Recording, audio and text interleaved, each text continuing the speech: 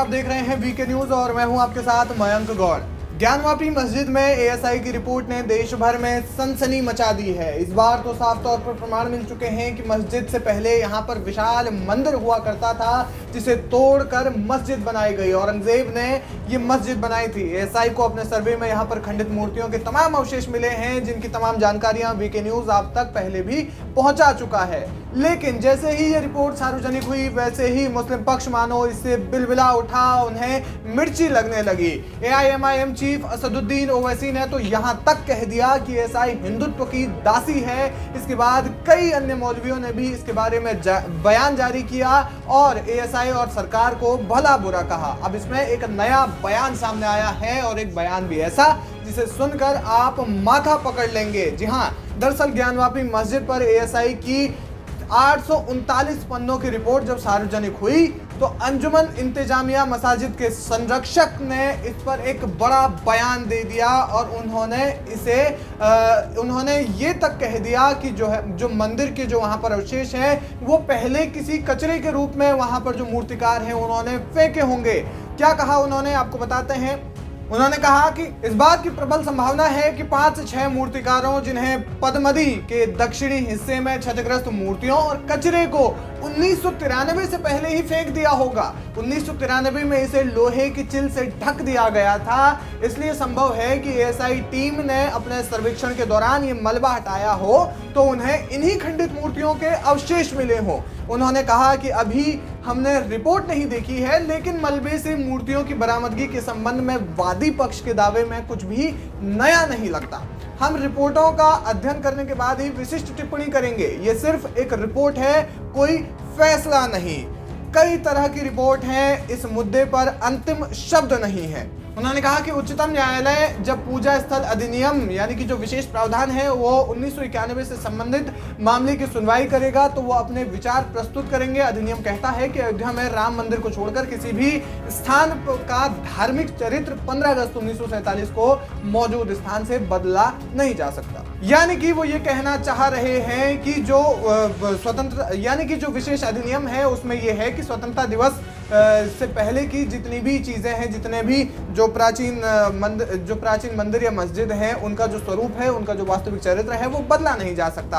हालांकि इस मामले पर अब इस बयान से आप साफ तौर पर समझ सकते हैं कि किस प्रकार से जो है वो बयान देने की कोशिश कर रहे हैं। अब सवाल ये है कि मान लिया एक समय के लिए मान लिया कि उन्हें जब मूर्तिकारों को वहां पर जगह दी गई थी किराए के लिए तो उन्होंने फेंक दिए होंगे, लेकिन क्या इस टाइम के दौरान जब ये सब चीजें हुई और जब कचरे के रूप में उन्हें फेंक दिया गया तो क्या कभी जो मस्जिद है जहां पर वो कचरा फेंका गया या जहां पर भी वो खंडित मूर्तियां फेंकी गई तो क्या तब से लेकर आज तक वहां की सफाई ही नहीं हुई? और सवाल दूसरा ये भी कि जब ये सफाई नहीं हुई तो फिर इस दौरान वो जो पूरी की पूरी मस्जिद थी वो क्या अपने वास्तविक स्वरूप में कैसे रह गई? और सवाल इसमें कई सारे अन्य भी आ जाते हैं कि जब उन्हें पता था कि इस तरीके से ये जो वहां पर कचरे के रूप में जो वो कह रहे हैं और अगर वो जब यहाँ पर फेंका गया तो क्या कोई सफाई नहीं हुई? और दूसरा सवाल ये भी कि चलिए मान लेते हैं कि वो जो खंडित मूर्तियां थी वो फेंकी गई, लेकिन जो वहां पर खंबे हैं जो मंदिर को दर्शाते हैं कि यहाँ पर किसी जमाने में मंदिर हुआ करता था, तो क्या वो भी खंबे भी ऐसे ही लगाए गए थे? क्या वो भी खंबे भी मूर्तिकारों ने ही लगाए थे? अब हालांकि इस बयान पर हिंदूवादी के वकील विष्णु शंकर जैन ने कहा है कि इस तरह के तर्क का कोई भी आधार नहीं है। उन्होंने कहा कि एएसआई की रिपोर्ट ये स्पष्ट करती है कि काशी विश्वनाथ मंदिर के बगल में मस्जिद 17वीं शताब्दी में औरंगजेब के शासनकाल के दौरान होने के बाद बनाई गई थी। उन्होंने ये भी दावा किया है कि सर्वेक्षण में उस स्थान पर मंदिर के अस्तित्व के पर्याप्त सबूत हैं जहां अब मस्जिद है। इसके अलावा हिंदू याचिकाकर्ताओं के वकील मदन मोहन यादव ने कहा कि सर्वेक्षण के दौरान 32 स्थानों पर ऐसे साक्ष्य मिले हैं जो बताते हैं कि वहां पर मंदिर था। वहीं विष्णु शंकर जैन ने दावा किया है कि सर्वेक्षण के दौरान 2 तहखानों में हिंदू देवी देवताओं की मूर्तियां और मलबे पाए गए हैं और ज्ञानवापी मस्जिद के निर्माण में स्तंभों सहित पहले से मौजूद मंदिर के कुछ हिस्सों का इस्तेमाल किया गया था। यानी कि अब यहाँ पर एक बड़ा सवाल सामने आता है कि औरंगजेब ने किसी जमाने में जब ये मंदिर तोड़ा होगा तो एक तो उन्हें ये समझ में नहीं आया होगा कि कभी ऐसी भी नौबत आ सकती है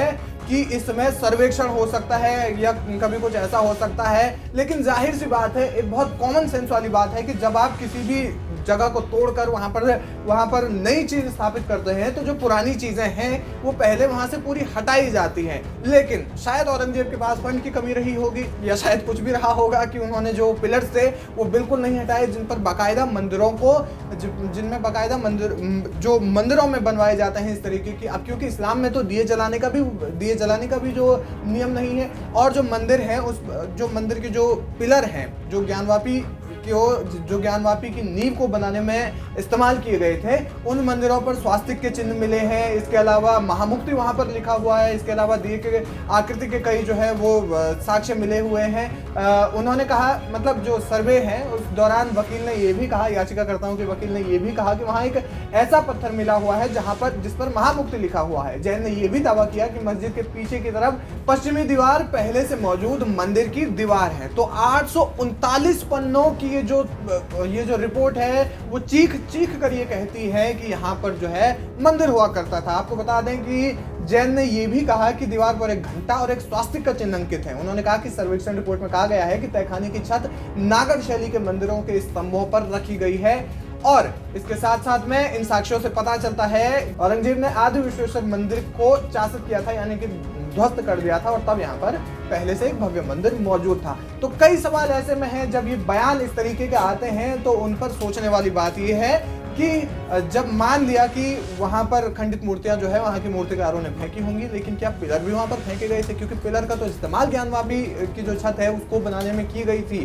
तो क्या कुछ इस तरीके का बयान है, और क्या कुछ आप इस बयान पर कहना चाहते हैं, हमें कमेंट सेक्शन में जाकर के जरूर बताएं। वीके न्यूज, राष्ट्र के नाम।